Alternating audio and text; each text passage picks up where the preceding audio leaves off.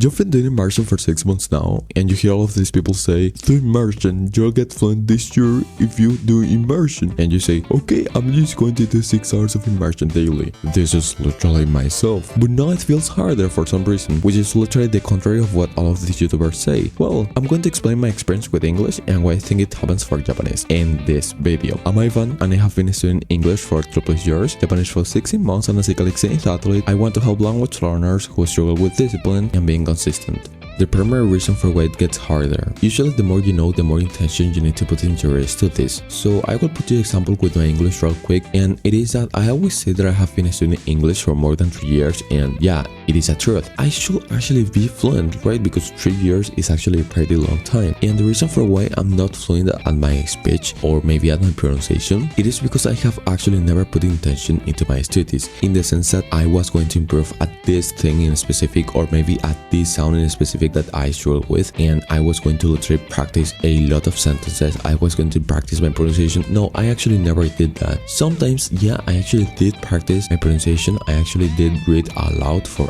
hours, but like it was actually never super consistent to the point in which I'm going to actually improve at that thing. So yeah, I had actually never put intention into my English, and so for that same reason, I never did get good to the point of sounding fluent. Not native, not a native of the language, because I'm not an American, but like I never sounded fluent just because I literally never put intention into my English. And that's why I get a lot of comments saying, oh my god, you need to improve at pronunciation, you need to improve at pronunciation. And it's like, yeah brother, I know that I need to improve at pronunciation, can you fucking shut off your mouth? So basically, the more you know in the language, the more intention you need to put if you want to get the same results that you were getting when you were a beginner. So you know that when you were a beginner in Japanese, or maybe in whatever other language that you're studying, you were getting to understand this piece of immersion, that piece of immersion in less than a week. But now it feels like you literally stagnated. This happens because you literally are not putting the same intention that you were putting when you were a beginner. When you were a beginner, everything was difficult. It literally felt like discipline to literally just study for 2 or 3 hours in a day. Now you're not putting that same effort. That's why you're not getting the same results, because now it feels easy. Now you're more comfortable with the language. Yeah, at some point you will get very comfortable to the point in which, yeah, even if you want to put effort, you won't be able to. But like, if you have 1 year in the language, brother, you can still put more effort, believe me.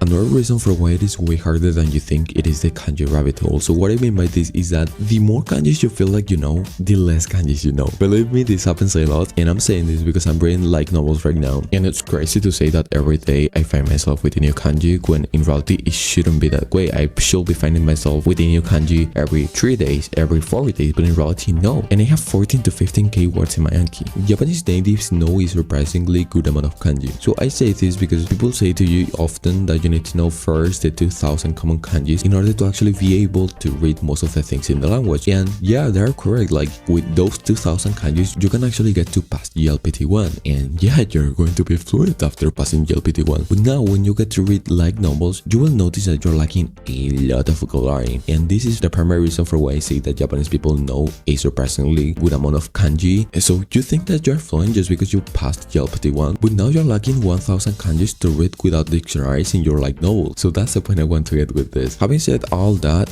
I think that still it is way easier than you think at first. So this section is for you to actually start learning the language and not be scared of like learning kanji of things that like. Kanji basically are literally just characters with a meaning. When you compare it to like the Roman alphabet, it is actually kind of messy. There are some people that say that the writing system of the Japanese language, it is actually kind of messy. I don't think it is messy at all. In fact, I think that it is actually very well structured. So my argument for this is that you have to memorize kanji, but like once you have some kanjis, you know, like 500 or 600, which honestly takes like 4 months to 5 months, you will notice that you can understand words by literally just reading the word without even looking it up, just because you know the meanings of the characters, which this is something that you can't do with the Roman alphabet, which is our alphabet, right? So you can say that the more you know, the easier it gets. But honestly, this just happens if you are putting the same intention with the same effort that you were putting when you were a beginner. I have 4 courses in the first link in the description, which are inside of my community, and engage with this content if you want more people to know about this. Thank you.